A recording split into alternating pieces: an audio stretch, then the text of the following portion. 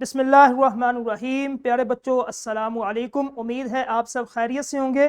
میں ہوں آپ کا معلم محمد اسامہ انس۔ بچوں آج کا ہمارا بی لفٹ ہے 28واں، جس کا تسلسل یقیناً آپ نے کر لیا ہے، اور آج کا ہمارا حاصل تعلم مختلف سمیع ذرائع کہانی، نظم، واقعہ، تقریر، اعلان، خطبہ، گفتگو، خبر، ڈرامہ، ہدایت اور فیچر کی نشاندہی کر سکے۔ ٹھیک ہے، تو چلتے ہیں اپنے سبق کی طرف۔ سمیع ذرائع کسے کہتے ہیں؟ وہ ہم کیا سنتے ہیں؟ وہ تمام آوازیں یا گفتگو جو ہم معلومات حاصل کرنے، تفریح یا رہنمائی کے لیے سنتے ہیں، انہیں سمیع ذرائع کہتے ہیں۔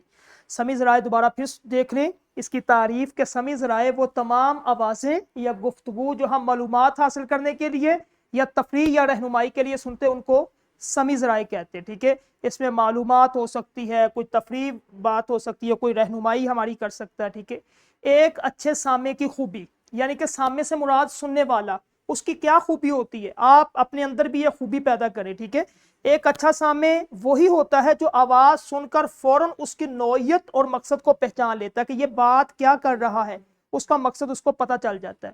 سمیع ذرائع کی 4 بڑی اقسام ہیں: معلوماتی اور خبری، یعنی کہ یہ ٹیلی ویژن، اخبار، ریڈیو، آپ کا موبائل، وہاں سے آپ کو ملتی ہے۔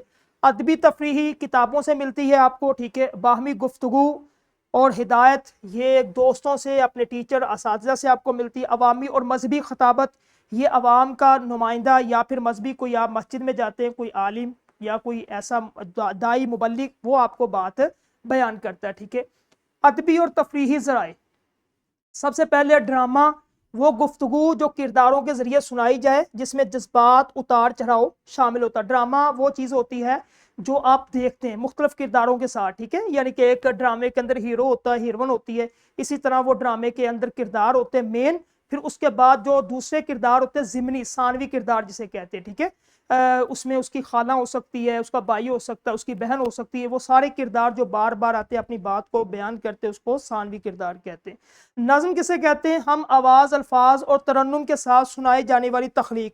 اس میں حمد ہو سکتی ہے، اللہ کی تعریف، نعت میں نبی صلی اللہ علیہ وسلم کی تعریف، ملی نغمے میں وطن کی، یعنی کہ کوئی جو ہے وہ تعریف بیان کی جا سکتی ہے۔ وطن سے محبت میں کوئی شاعر اپنے اشعار کو مکمل کرتا ہے۔ کہانی، جس میں کوئی فرضی یا حقیقی واقعہ دلچسپ انداز میں سنایا جائے، مثال کے طور پہ لوک کہانیاں۔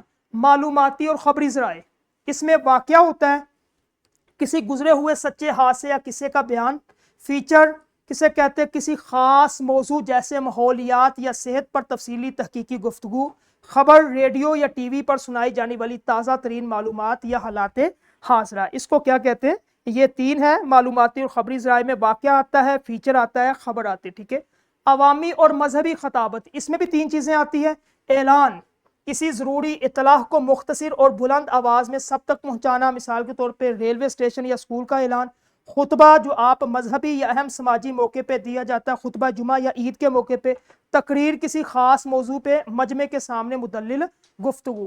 باہمی گفتگو، ہدایت، ہدایت کہتے ہیں کسی کام کو کرنے کا طریقہ یا اصول بتانا۔ ٹھیک ہے، مثال کے طور پہ تجربہ گاہ کے اصول یا راستہ۔ گفتگو، آپ اپنے دوست سے بات کر رہے ہیں، آپ کی بات کو گفتگو کہیں گے، کسی بھی موضوع پہ ہو سکتی ہے۔ آوازوں میں فرق کیسے کریں؟ یہ 3 چیزیں ہیں۔ سب سے پہلے ساخت، کیا اس میں قافیہ ردیف ہے؟ اگر نظم ہے، ٹھیک ہے، یا مکالمے ہے؟ اگر مکالمے ہے تو پھر ڈرامہ ہوگا۔ لہجہ، کیا لہجہ پرجوش ہے؟ اگر لہجہ پرجوش ہے وہ تقریر یا سنجیدہ اور نصیحت آموز وہ خطبہ ہوگا۔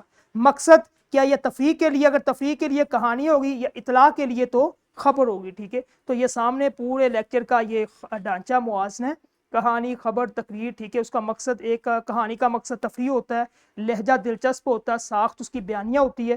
خبر کا مقصد ہوتا ہے اطلاع دینا، لہجہ سنجیدہ اور ساخت حقائق پہ، خبر حقائق پہ مبنی ہوتی ہے۔ تقریر کا مقصد کسی کو قائل کرنا ہوتا ہے، پرجوش لہجہ ہوتا ہے، مدلل اس کی ساخت ہوتی ہے۔ ٹھیک ہے، تو اسی طرح آپ نے کوئی کلاس کے اندر جو متعلقہ اساتذہ